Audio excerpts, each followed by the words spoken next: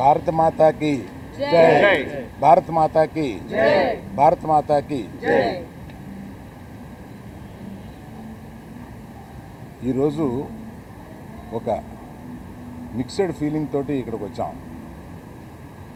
Cinema విడుదలైన సందర్భంగా మేము చాలా ఉత్సాహంగా రావాలనుకున్నది వెనకాల ఎక్కడో మన దేశం గురించి మన సైనికులంతా అక్కడ పోరాడుతుంటే మనం దీన్ని సెలబ్రేషన్గా చేయకూడదు, కేవలం ప్రేక్షకులకి కృతజ్ఞత చెప్పేలాగా ఒకటి పెట్టుకున్నాము అని అనుకుని కేవలం మా సపోర్టు ఈ సందర్భంగా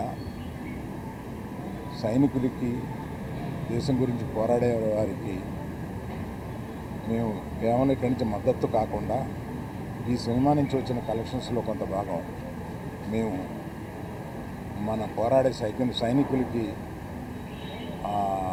రక్షకులకి ఇస్తామని చెప్పి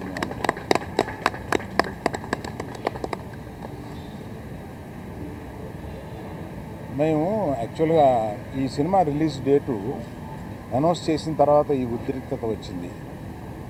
మేమందరం కూర్చుని ఇది సినిమాని వెనక్కి తీసుకుందామా, కొంత పోస్ట్పోన్ చేద్దామా అని కూడా ఆలోచించాం. కానీ అందరూ అన్ని పనులు చేసుకుంటూ ఉన్నారు. మనం కూడా మన పని చేసుకుందాము అనేది కాకుండా సినిమాని తీయడానికి 300-400 మంది ఇక్కడ కష్టపడమే కాకుండా అనేక వందల థియేటర్లో దీన్ని రిలీజ్ చేస్తాము. ఆ వందల థియేటర్లో అనేక కుటుంబాలు వీటి మీద ఆధారపడి ఉంటాయి. అందరూ పని చేసుకుంటున్నారు కనుక ఇది రిలీజ్ చేసినందుకు మాత్రం తప్పుగా రాదనే ఒక ధైర్యంతో ఇది తీసుకున్నాం. సో ఒక పరిపాటిగా ఇవాళ దీన్ని ఇక్కడికి వచ్చి మేము ప్రేక్షకులకి కేవలం కృతజ్ఞత చెప్పుకుందామని వచ్చాం. సో ఇక సినిమా గురించి మాట్లాడతాను. ఈ సినిమా చాలా ఆహ్లాదకరంగా ఉండడానికి మొదటి నుంచి ప్రయత్నించాము. ఆ ప్రయత్నం మాది సఫలమయ్యి ఇవాళ పొద్దున్న థియేటర్లో చూస్తే ఆ రియాక్షన్ చూస్తే మాకే మేము అనుకున్న దానికన్నా ఎక్కువ ఇంత రియాక్షన్ వచ్చింది ఏంటా అనే ఒక ఫీలింగ్ వచ్చింది. అందుకని అటువంటి ఈ చిత్రాన్ని ఇంత ఇదిగా రిసీవ్ చేసుకున్న ప్రేక్షకులందరికీ నా కృతజ్ఞతలు. మేము మళ్ళీ ఒక సక్సెస్ మీట్ లాంటిది ఏదన్నా 2-3 రోజుల్లో పెడదామని అనుకుంటున్నాము. అది కాకుండా ఇందులో చెప్పాల్సి వస్తే మరి మన శ్రీ విష్ణు కానీ, వెన్నెల కిషోర్ కానీ ఈ సినిమాని బ్రహ్మాండంగా, అంటే వాళ్ళు జనరల్గా అంటే శ్రీ విష్ణుని అనేక సినిమాలు చూశాను నేను. అన్ని సినిమాల కన్నా ఒక మెట్టు ఎక్కి ఎదిగి సిక్సర్ కొట్టాడన్నమాట దాన్ని. అందుకని ప్రత్యేకంగా శ్రీ విష్ణుకి కొంచెం ముందు చెప్పాలి కదా అన్నారా? నీకు వినపట్టలేదా? ఓకే.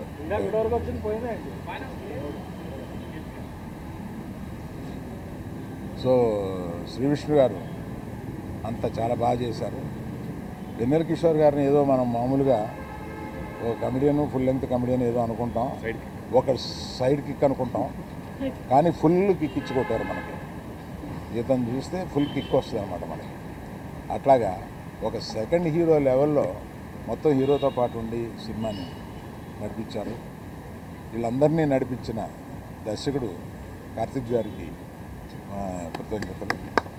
అలాగే మా కో ప్రొడ్యూసర్స్ ఇద్దరు వచ్చారా? Hello sir.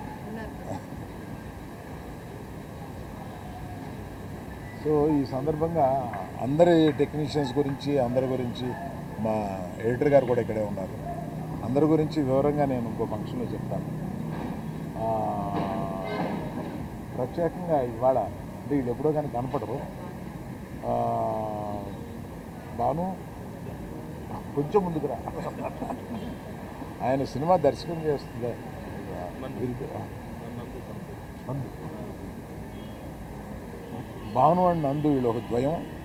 వీళ్ళకి సినిమా ఆయన కథ చెప్పినప్పుడు వీళ్ళిద్దరిని పిలిచి దీన్ని కొంచెం పాలిష్ చేయండి అమ్మా అని అడిగాం. వీళ్ళు దాన్ని డైలాగ్స్ అసలు మొత్తం కొన్ని సీన్లు అవి విపరీతంగా పాలిష్ చేసి వాళ్ళు దగ్గర మర్చిపోయేలాగా చేశారు.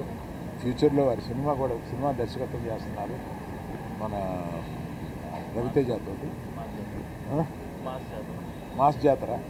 సో అది కూడా సక్సెస్ అవ్వాలని కోరుకుంటున్నాను. సో మేజర్గా ఇది నేను దూరంగా ఉండి దీన్ని నేను వాసు కలగజేసుకోకుండా ఈ సినిమాని తీసిపెట్టామా అని ఒక చిన్నపిల్లల్ని స్విమ్మింగ్ పూల్లో తోసేసి పూర్తిగా స్విమ్ చేస్తుందో లేదో అన్నట్టుగా ఈమెకి ఈ సినిమాని అప్పచెప్పాము. బ్రహ్మాండంగా తీసిపెట్టింది. నేను సమర్పణగా మాట్లాడుతున్నాను కానీ నిర్మాతగా ఈవిడ మాట్లాడతాను.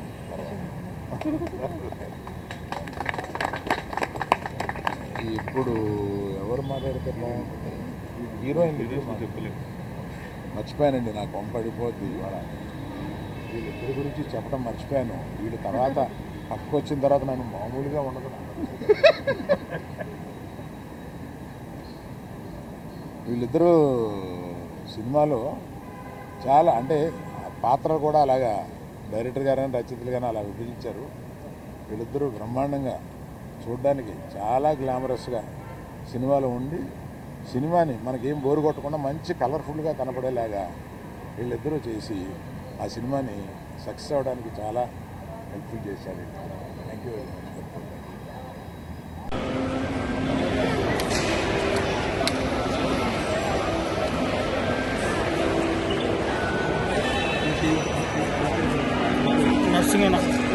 నర్సింగ్ అన్న